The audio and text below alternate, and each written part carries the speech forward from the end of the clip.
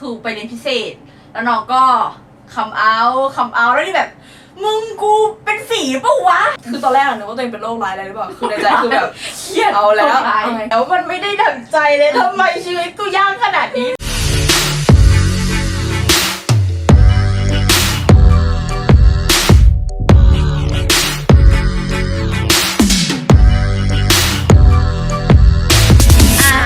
ว่ามา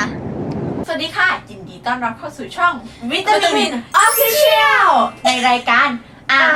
ว่ามาซึ่งรายการว่ามานี้นะคะก็เป็น EP ที่3กันแล้วนะคะวันนี้เนี่ยเราจะมาพูดถึง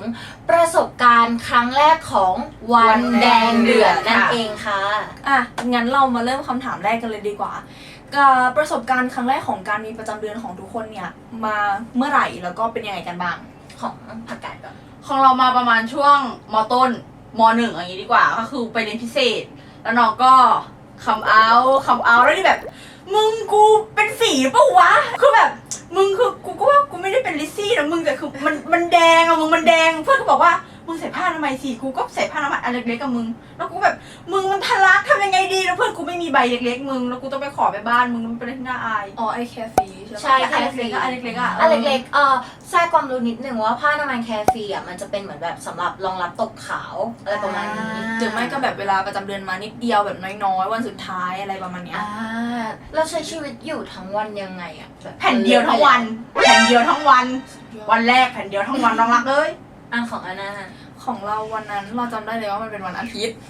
ตื่นมาเช้าตรู่แล้วก็แบบคือด้วยความที่ประจำเดือนของเรามันมีน้อยแล้วแบบเหมือนพอเลือดมันตกค้างใช่ไหมมันก็จะกลายเป็นสีน้ำตาลทีเนี้ยเราก็แบบถอดกางเกงในคือกำลังจะเข้าห้องน้ำอ่ะแล้วเราก็แบบทำไมช็อกโกแลตติดกางเกงในอิ้วทุเรศเดี๋ยวนะมึงคือคนยังไงจะคิดได้อย่างนั้นนะขอถามจริงความคิดก็คือต้องกินยังไงให้มันไปเลอะตรงนั้นวะไม่คือตอนแรกนึกว่าแม่บ้านอ่ะซักไม่สะอาดก็เลยแบบงั้นไม่เป็นไรเราอาจจะเพิ่งมาเห็นก็เลยไปเปลี่ยนใหม่ก็คือดูดีแล้วนะมันไม่มีแบบขาวสะอาดแล้วก็ไปใส่ปุ๊บแล้วพอตกเย็นก็ทำไมมันมีอีกแล้วสีเดิมแล้วก็แบบเอาล่ะคือตอนแรกนึกว่าตัวเองเป็นโรคร้ายอะไรหรือเปล่าคือในใจคือแบบเครียดเอาแล้วก็เลยกลับไปพอกลับมาที่บ้านใช่ไหมก็หันไปหาแม่แล้วก็แบบตัดสินใจบอกแม่มามีอะไรก็ไม่รู้ติดอยู่ที่กางเกงในหนูแย่ว่ะเฮียแม่ก็คิดยังไงแล้วก็เลยให้แม่ดูแล้วทีนี้แม่ก็เป็นประจำเดือนนี่ค่ะอะไรนะเครีย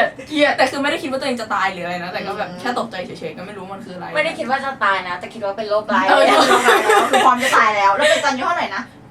12ก็ตัวเด็กกว่าเราปีนึงประมาณ12-13ไล่ๆกันเนาะเพราะว่าของเราก็เป็นช่วงม.1 เทอม2ก็คืออายุประมาณ12-13เหมือนกัน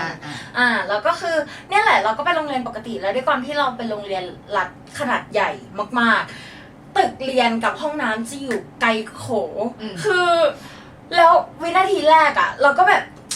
รู้สึกถึง something บางอย่างที่มันไหลลงมาเราไม่รู้ว่าแบบอะไรวะใช่หรือเปล่าเพราะเราไม่เคยมีไงคือเรารู้ว่าถ้าเป็นสีแดงเราจะเก็ตทันทีว่าเนี่ยคือประจำเดือนมาเว้ยแต่ว่าด้วยความที่เราก็ไม่รู้แล้วก็แบบกูไม่ได้ฉี่แตกนะใช่มันจะอารมณ์เหมือนฉี่แตกจริงเหมือนแบบมึงทำไมกูกั้นไม่อยู่วะอะไรอย่างเงี้ยมันจะแบบจริงอะไรไหลออกมาไส้หรอหรืออะไรคือเราไม่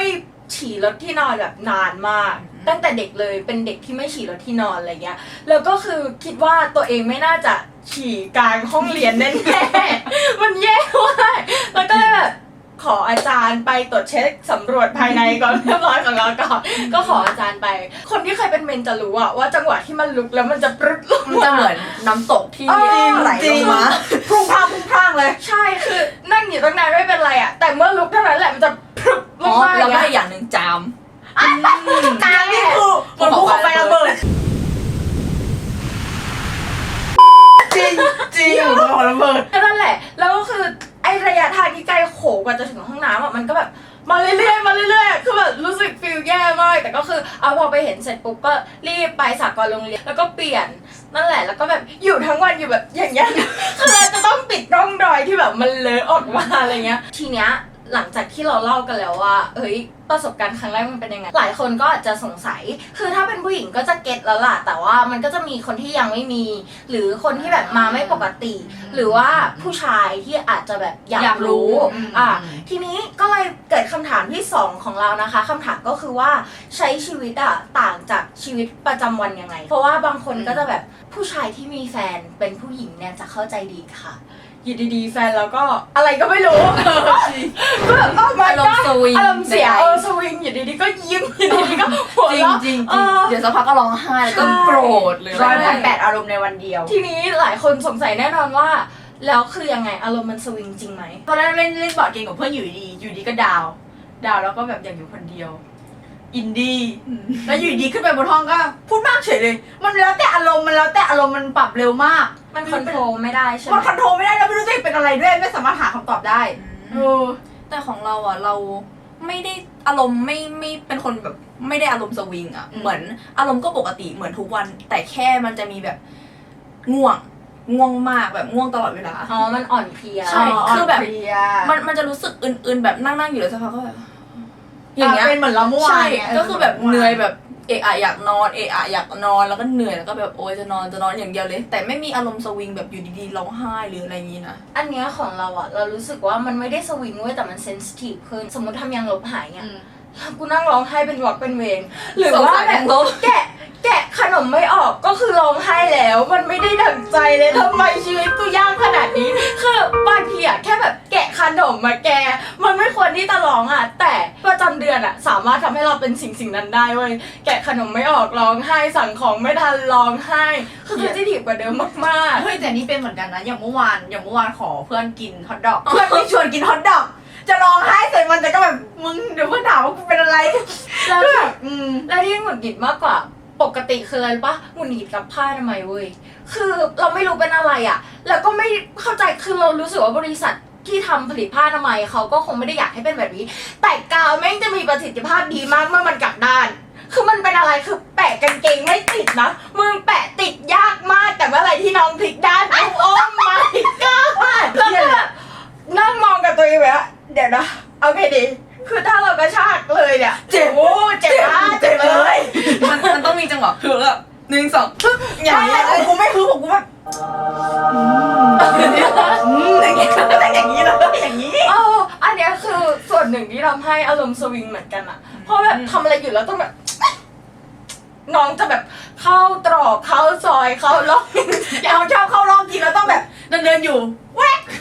ก็แบบต้องคอยเอาน้องออกแล้วมันรู้สึก embarrassing มันรู้สึกแบบ uncomfortable เอาง่ายของนี่บางทีน้องชอบแบบพับข้างแบบเวลาเดินอะไรเงี้ยน้องแบบคือนี่เป็นคนใส่ผ้าอนามัยแบบมีปีกแล้วน้องบางทีน้องจะพับข้าวแล้วแบบประจำเดือนก็จะอาจจะออกมาข้างแล้วเราก็จะแบบคือเธอมีปีกที่เกาะอยู่ข้างนอกแต่ทำไมเธอปีกพับข้างในแบบ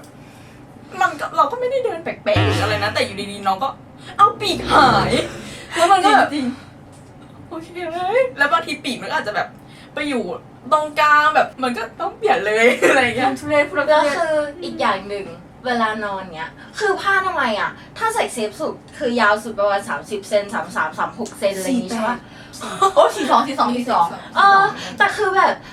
เราเป็นคนที่แบบว่าไม่ชอบที่จะแบบแน่นขนาดนั้นเรารู้สึกว่ามันอึดอัดเราก็เลยจะใส่ช่วงแบบว่าถ้าเป็นกลางคืนก็จะเต็มที่คือ30ถ้าเป็นกลางวันก็จะ26 25 26อะไรอย่างเงี้ยแล้วคือไม่ว่าผ้าอนามัยจะมีพื้นที่สเปซเท่าไหร่ตอนนอนนั้นมันจะลอดทุกสเปซแล้วมาตรงนี้ไม่มีสเปซทุกคนอารมณ์เหมือนทำประกันรถคือถ้าเรามีประกันเราจะไม่ชนเว้ยวันที่หมดประกันปุ๊บมันจะชนเลย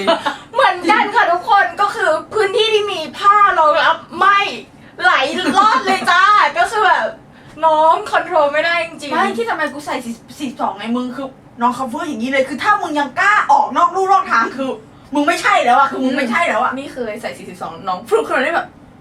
มึงต้องพูดมาจริงเหรอ advance มากแล้ว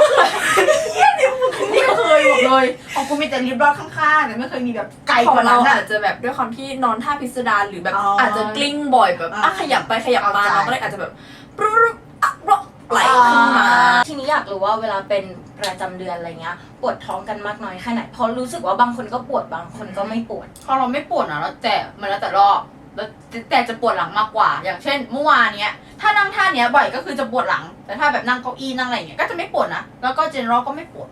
ไม่เหมือนคนอื่นเขา ของนี่ส่วนใหญ่ถ้าเป็นประจำเดือนอ่ะจะปวดหลัง เออ หลัง เหมือนกัน ส่วนใหญ่ ปวดท้องไหมมันแล้วแต่บางทีก็ปวดก่อน บางทีก็ปวดหลัง บางทีก็ปวดระหว่าง แต่ส่วนใหญ่มันจะแบบไม่ก่อนก็หลังอะแต่ไม่ค่อยปวดเวลาตอนที่มีส่วนใหญ่จะเป็นอย่างนั้น ของเราเหรอมันแล้วแต่รอบเหมือนผักกาดเหมือนกัน แต่ว่าของเราอะถ้าปวดอะจะนั่งปกติไม่ได้ ไม่ว่านั่งพื้นนั่งอะไรไม่ได้ เราต้องนั่งท่านี้ทุกคน คือนั่งแบบท่าเทพธิดา แล้วก็ไปข้างหน้า อ๋อถ้าโคบราถ้าโคบ โน้ ราม ใช่โน้มตัวไปข้างหน้า คือแบบทำตัวให้เป็นกุ้งอะทุกคน ถ้าสมมติว่ามันปวดกลางดึกเงี้ย ก็คือจะนอนท่านี้เลยตื่นเช้ามาก็จะอยู่ด้านเนี้ย น่ากลัวถ้าใครเป็นเมดก็คือลิต้าทำอะไร ลิต้าเป็นอะไรหรือเปล่า แบบโยคะ โยคะ คือมันปวดจริง ๆ แล้วมันต้องทำวิธีนั้นท่านั้นเท่านั้นถึงจะหายอ่ะของนี่ต้องนั่งงอๆแต่กระเป๋าน้ำร้อนช่วยได้เยอะมากเลยนะ อุ้ยเคยใช้กระเป๋าน้ำร้อนแล้วแบบไหลยิ่งกว่าน้ำประปา โอ้ my god จะบอกก่อนว่ามันช่วยให้แบบว่าการไหลอ่ะมันดีขึ้นจริง ๆ เหมือนแบบว่า เลือดมัน ไปก่อน ไหลเวียนดี ใช่ แต่ประเด็นคืออยู่ยากมากรู้สึกโศกนาฏกรรมอ่ะคือคืนนั้นอะวางไว้แล้วก็หลับไปเลยเว้ยหลับไปเลยแล้วตื่นขึ้นมาก็คือแบบ โอ้โห เหมือนเมื่อคืนเกิดฆาตกรรมกันตรงนี้เนี่ย เหมือนแทงแล้วอยู่ดีก็เลือดไหลค่ะ คือมันเยอะจริงๆไม่ไหวเลย เฮ้ยแต่นี่เลิฟกระเป๋าน้ำร้อนมากเขาแบบมันทำให้ไม่ปวดบางทีเวลาปวดอะไรเงี้ยน้องมาก็แบบอ๋อแต่บางทีก็ร้อนเกินไปไม่ชอบ แต่ก่อนแม่เคยซื้อมาแล้วก็ต้องมานั่งชาทุกวันตุ่มน้องพังเพราะข้างในมันพังก็เลยรู้สึกว่าแบบชาร์จมันไม่ค่อยดีก็เลยตัดใจไม่ซื้อต่อเลย กระเป๋าน้ำร้อนที่ใช้เป็นน้ำเทอะ น้ำเทอันนี้ดีกว่า แล้วก็หาผ้ามาล้อมไม่งั้นเดี๋ยวมัน ร้อน ไหม เกิน แล้วเวลากินอ่ะ เพราะว่าบางคนเขาก็จะบอกว่า น้ำมะพร้าวห้ามกินนะแตงโมห้ามกินนะ เป็นของแสลงแบบกินไม่ได้นะ เดี๋ยวประจำเดือนจะมาเยอะ เดี๋ยวก็ไม่มา เดี๋ยวก็นู่นนี่นั่นบ้าง เวลาเป็นประจำเดือนเลือกกินปะ ไม่เลือกกินก็คือเป็นคนกินตามใจอยากตามใจปากก็คืออยากกินอะไรก็กินไม่แคร์ ใช่เหมือนไม่ต่างกันเลยแต่ที่เขาบอกว่าห้ามดื่มน้ำมะพร้าวอ่ะไม่ดื่มอยู่แล้วเป็นคนไม่ดื่มของมีประโยชน์อะ ไม่ดื่มให้เป็นผลไม้หรือผักไม่กินเลย ก็คือเวลาเขามีของใส่แบบอันนั้นห้ามกินอันนี้ห้ามกินไม่ต้องห่วงเลยเพราะว่า ไม่กินอยู่แล้ว อืม ของเราอ่ะ คือเอาดีๆปะไอช่วงที่ไม่เป็นอ่ะ จะไม่อยากกินเว้ย แล้วช่วงที่เป็นอ่ะเหมือนยิ่งห้ามยิ่งยุอ่ะ น้ำมะพร้าวฉันก็จะกินของเย็นฉันก็จะกินนู่นนี่นั่นแต่เคยไปอ่านเว็บไซต์หนึ่งมาแต่เราไม่ได้การันตีแล้วก็ไม่ได้บอกนะว่ามันเชื่อถือได้มากน้อยแค่ไหน แต่เราแค่ไปเคยอ่านผ่านมาว่า จริง ๆ แล้วอ่ะพวกนี้มันก็แบบน้ำแข็งอะไรเงี้ยกินได้ อะไรพวกเนี้ยก็กินได้ มันแค่เหมือนแบบอาจจะไปกระตุ้นฮอร์โมนส่วนนู้นส่วนนี้นิดหน่อยแต่ว่าไม่ได้เกิดเอฟเฟกต์อะไรขนาดนั้น อ๋อใช่แต่แม่นี่ชอบห้ามเพราะเขาบอกว่าเดี๋ยวมันจะเป็นริ่มเลือดหรืออะไรสักอย่างอะ อ๋อ แบบมันจะทำให้เลือดแข็งหรืออะไรเงี้ยแต่ก็ เข้าใจ แต่ก็กินอยู่ดีอะ แต่กินอยู่ดี ก็เลยไม่รู้เหมือนกันว่าจริงหรือไม่จริง โอเคค่ะ ใดๆก็คือเราจบกับ EP นี้แล้วนะคะ EP ที่3วันแดงเดือดนะคะ แล้วก็ถ้าอยากจะแชร์ประสบการณ์วันแดงเดือดของตัวเองแบบครั้งแรกเป็นยังไงก็คอมเมนต์ได้เลยนะคะ เราจะได้มาแลกเปลี่ยนประสบการณ์กัน ใช่ใช่ พวกเรานะคะก็หมดเวลาลงแล้วก็ขอตัวกันไปก่อนนะเพราะว่าเรายืมชุดกาวเขามาเนอะ ใช่ค่ะพอดีว่าหมออยู่ข้างหลังแล้วหมอตามแล้วเนี่ย